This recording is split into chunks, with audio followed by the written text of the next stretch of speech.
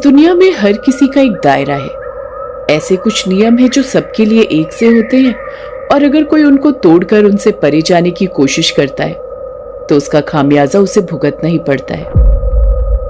बचपन में दादी अक्सर कहानियां सुनाया करती थी कि जिस तरह से इंसानों के रहने के लिए बस्तियां बसाई गई हैं, उसी तरह भूत प्रेत और अतृप्त शक्तियां भी अपने दायरे में सीमित हैं। दादी कहती थी कि ऐसी शक्तियां बेवजह किसी को परेशान नहीं करती, लेकिन कोई अगर उनके स्थान पर जाकर उन्हें छेड़ने की कोशिश करता है तो वो खुद अपनी मौत को न्योता देता है। बचपन में हम सब बहुत शरारती थे, इसलिए हमें डराने के लिए दादी ऐसी कहानियां सुना दिया करती। मगर कहीं ना कहीं दादी की इन बातों में अब मुझे सच्चाई नजर आती है। ऐसा लगता है कि दुनिया में हम लोगों के साथ ऐसी शक्तियां भी कहीं ना कहीं वास करती हैं। मैं अक्सर ही इन सब चीजों के बारे में कॉलेज की लाइब्रेरी में बैठकर पढ़ती रहती हूँ। आज भी मैं लाइब्रेरी में बैठी थी, ऐसी शक्तियों से जुड़ी किताब अपने सामने खोलकर बैठी थी। तभी मेरे सामने एक नाम आया, बेताल। आज से पहले मुझे लगता था कि बेताल महज कहानियों में बनाया गया एक काल्पनिक पात्र है, लेकिन जब मैंने बेताल के बारे में पढ़ा तो उसके बारे में और ज्यादा जानने को मैं और आतुर हो गई।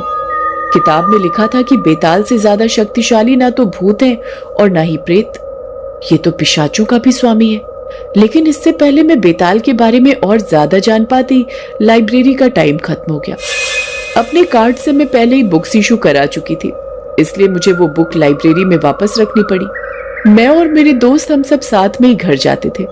मैं बेताल के बारे में जानने के लिए इतनी उत्सुक थी कि मैंने उन सबको किताब में पढ़ी सारी बातें बता दी, और मेरी बातें सुनकर वो सब इस तरह से हंसने लगे जैसे बड़े लोग किसी छोटे बच्चे का मजाक उड़ाते हैं। उन्हें लगता है कि दुनिया में ऐसा कुछ नहीं होता और मैं अपनी एक अलग ही दुनिया में खोई रहती हूँ। लेकिन मैं जानती हूँ ये चीजें दुनिया में कहीं ना कहीं जरूर हैं, और एक ना एक दिन मेरा इनसे सामना भी जरूर होगा। मैंने अगले दिन लाइब्रेरी में जाकर उस किताब को पूरा पढ़ डाला, और मुझे बेताल के बारे में बहुत कुछ पता चला, और साथ में पता चला एक ऐसे गांव के बारे में जहां बेताल को किसी नकारात्मक शक्ति के रूप में नहीं बल्कि देवता की तरह पूजा जाता है। हमें कॉलेज से एक हफ्ते की छुट्टी मिली थी। मैंने अपने दोस्तों से उस गांव में जाने के लिए बात की। पहले तो कोई माना नहीं, मगर जब मैंने उन्हें वहां पर स्थित बेताल मंदिर के बारे में बताया तो ऐसी बातों में ना मानने वाले मेरे दोस्तों को भी वहां जाने में रुचि आ गई। हमें गोवा के लिए निकलना था, क्योंकि वो मंदिर गोवा के एक गांव में स्थित था। दोपहर को हम लोग गांव के लिए निकल गए।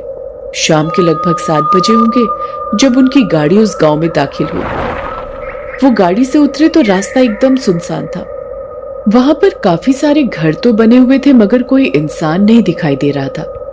टूरिस्ट के ठहरने के लिए कोई गेस्ट हाउस या होटल भी नहीं था।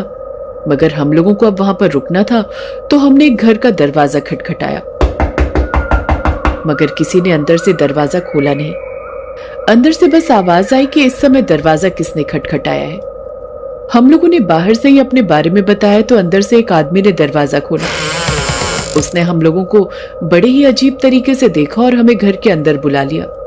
हमारे अंदर आते ही उसने अंदर से कड़ी लगाकर दरवाजा बंद कर लिया। अचानक से वो गुस्से में बोला, शहर के लोगों को ना जाने यहाँ आने में क्या मजा आता है। आते हैं और अपने सर पर आफत लेकर यहाँ आ जाते हैं। किस लिए आए हो तुम लोग यहाँ पर? वो आदमी बहुत गुस्से में था। हमने शांति से उससे पूछा कि आप इस तरह गुस्सा क्यों कर रहे हो? तो उसने कहा कि जब यहाँ पर रुकने को ना कोई गेस्ट हाउस है ना कोई होटल, तो लोग यहाँ पर आते ही क्यों हैं? तुम लोग भी बेताल स्वामी के मंदिर की वजह से यहाँ आए हो ना? मगर मैं पहले ही कह देता हूँ, अगर इस वजह से यहाँ आए हो तो चले जाओ, क्योंकि कल अमावस की रात है, और अमावस की रात यहाँ भूत प्रेत और पिशाचों की बेताल स्वामी के सामने हाजिरी लगती है। गांव वाले तो यहाँ के हर एक नियम को जानते हैं, मगर तुम शहर के लोग यहाँ के नियमों को निभा नहीं पाओगे, इसलिए कल सुबह होते ही यहाँ से चले जाना। जब उस आदमी ने नियमों का नाम लिया तो हमने उनसे नियमों के बारे में पूछा। वो आदमी बोला, कल शाम को जो बेताल स्वामी के मंदिर में पूजा है उसमें बस गांव के लोग ही शामिल हो सकते हैं, या वो लोग शामिल हो सकते हैं जिन पर भूत प्रेत या पिशाच बाधा हो। इसके अलावा अगर कोई उस पूजा में शामिल हुआ तो उसके साथ फिर जो भी होगा उसका जिम्मेदार वो खुद होगा। और नियम सिर्फ इतना ही नहीं, अगर रात के समय किसी ने बेताल स्वामी के मंदिर में दाखिल होने की कोशिश की तो उसे फिर कोई नहीं बचा सकता। मंदिर में बंधी हुई शक्तियां उसे काबू कर लेंगी और उनकी चपेट में आकर वो मारा जाएगा।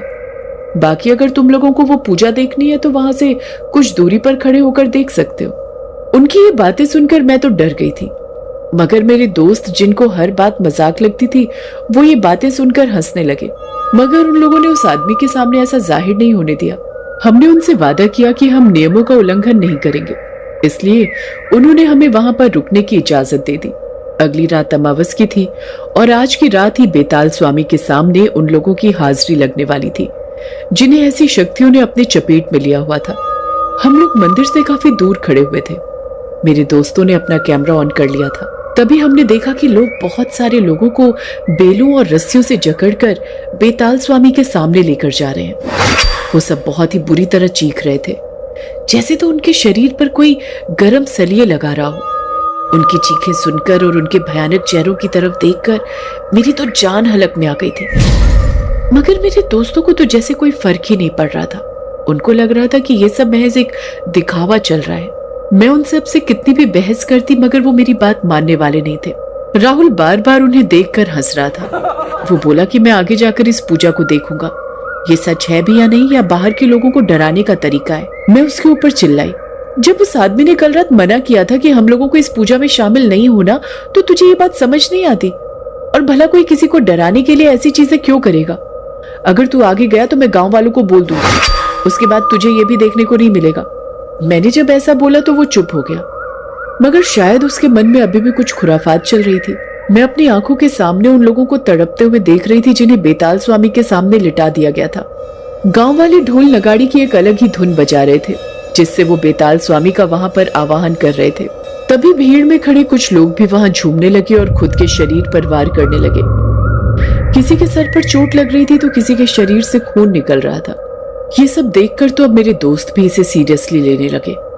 उनके चेहरे पर भी अब मुझे डर दिखाई दे रहा था।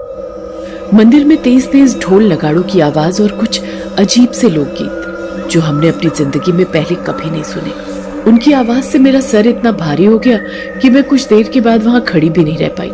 ऐसा लगा जैसे मेरी ऊर्जा किसी ने खींच ली हो। बेताल स्वामी के सामने चिल्ला रहे वो लोग 3 घंटे तक इसी तरह तड़पते रहे, मगर 3 घंटे बाद धीरे धीरे सब कुछ शांत हो गया।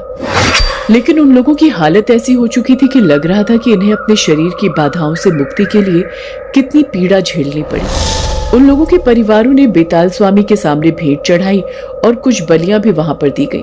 मैं बहुत नाजुक दिल की हूँ, इसलिए वो सब देख नहीं पाई।